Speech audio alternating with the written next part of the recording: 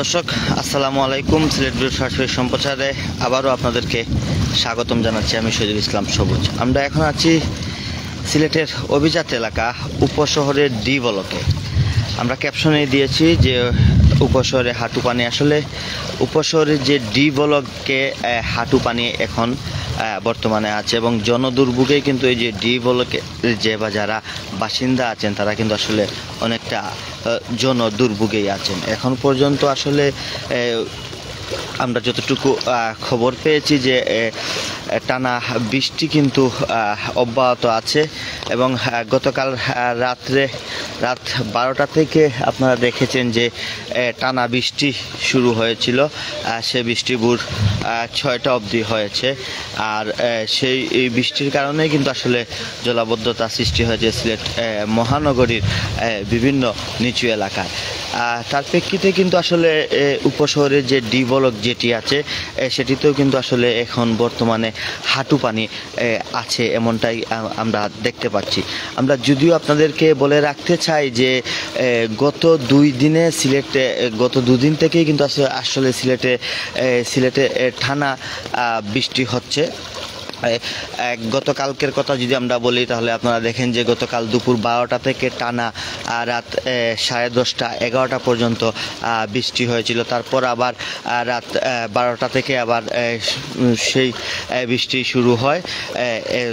12টা থেকে শুরু হয়ে আজ ভোর 6টা 6:30টার দিকে সেই বৃষ্টি যে ভারী যে বর্ষণটি ছিল সেটি এখন থেমে থেমে বৃষ্টি হচ্ছে। আমরা আপনাদেরকে যদিও গতকালকের যে বৃষ্টির যে মিলিমিটারের যদি হিসাবটা আমরা আপনাদেরকে বলি যে বাংলাদেশ পানি উন্নয়ন বোর্ড যে গতকাল শনিবার সকাল 6টা থেকে সন্ধ্যা 6টা পর্যন্ত তারা যে রেকর্ড করেছিলেন যে কত মিলিমিটার বৃষ্টি হয়েছে, সেটি হচ্ছে গিয়ে 198 মিলিমিটার বৃষ্টি হয়েছে সিলেটে। সেই সাথে সাথে যদি আমরা আপনাদেরকে সুরমা কিংবা কুশিয়ারা নদীর পানির বৃদ্ধির কথা বলি তাহলে গতকালকের তুলনায় আজকে কিন্তু খুব বেশি পানি বৃদ্ধি পেয়েছে এবং কি গতকালকে আমরা দেখেছিলাম যে বিপদসীমার অনেক নিচেই পানি অবস্থান করছে, কিন্তু গতকাল রাত্রে থেকে কিন্তু আসলে পানি বৃদ্ধি পায়। এখন পর্যন্ত আসলে সুরমা নদীর পানি বিপদসীমা অতিক্রম করেনি, কিন্তু যদি এইভাবে গতকাল রাতের মতো যদি টানা বৃষ্টি হয় তাহলে কিন্তু যে 2-4 ঘন্টা যদি টানা ভারী বর্ষণ হয় সাথে সাথে কিন্তু আসলে বিপদসীমা অতিক্রম করবে। আমরা যে কথাটি বলছিলাম যে আসলে সিলেট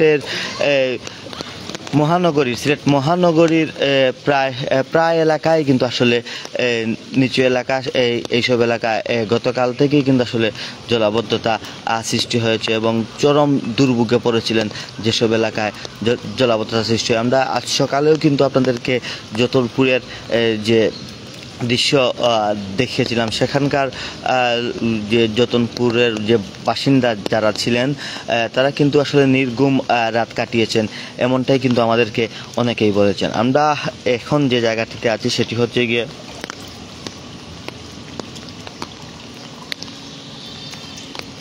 আমরা যে জায়গাটিতে আছি এই জায়গাটি এখন হচ্ছে গিয়ে যে উপশহর ডি ব্লকে আমরা আছি এবং আমার পাশে এই যে আমরা দেখতে পাচ্ছি যে আসলে একটি বাসার যে ফটক যে গেটটি আছে সেই গেটের ভিতর দিক দিয়ে কিন্তু আমরা আসলে আপনাদেরকে দেখানোর চেষ্টা করব যে বাসার সিঁড়ি অবধি কিন্তু আসলে পানি আছে এবং আমরা এখানকার একজন স্থানীয় বাসিন্দার সাথে কথা বলেছিলাম। তিনি আমাদেরকে জানিয়েছেন যে গতকাল রাত 2টা থেকেই কিন্তু আসলে উপশহরের ডি ব্লকে সহ উপশহরের মেন যে সড়কটি আছে, যে সড়কটি রুজভিউ পয়েন্ট থেকে শুরু করে যে শিবগঞ্জ পয়েন্টে গিয়ে সংযুক্ত হয়েছে সেই সড়ক অবধিও কিন্তু আসলে কালকে রাত থেকে আজ ভোর পর্যন্ত কিন্তু পানি ছিল, জলাবদ্ধতার পানি ছিল। এখন আস্তে আস্তে কিন্তু আসলে জলাবদ্ধতার পানি একটু হলেও কমছে। আমরা যদিও আপনাদেরকে বলে রাখতে চাই যে আসলে গতকালকে যে আবহাওয়া অফিস আমাদের যে বার্তা আমরা পেয়েছি, সিলেটে আরও 2-3 দিন বৃষ্টি হওয়ার সম্ভাবনা আছে। যদি আমরা আপনাদেরকে সিলেট জেলার সীমান্তবর্তী উপজেলার কথা বলি, যেমন গোয়াইনঘাট, কোম্পানিগঞ্জ, কানাইঘাট, জকিগঞ্জের কথা যদি বলি, তাহলে আপনারা জানেন যে গত পরশুদিন রাতের মতোই কিন্তু আসলে গতকাল রাতেও কিন্তু ওইসব উপজেলায়, সীমান্তবর্তী উপজেলায় ভারী বর্ষণ হয়েছে। সাথে সাথে তো পাহাড়ি ঢল আছেই। তার প্রেক্ষিতে কিন্তু আসলে সুরমা নদী, তারপর কুশিয়ারা নদী কিন্তু আসলে তার রূপ পাল্টাচ্ছে এবং যখন তখন কিন্তু আসলে বিপদসীমা অতিক্রম করতে পারে সুরমা নদীর পানি।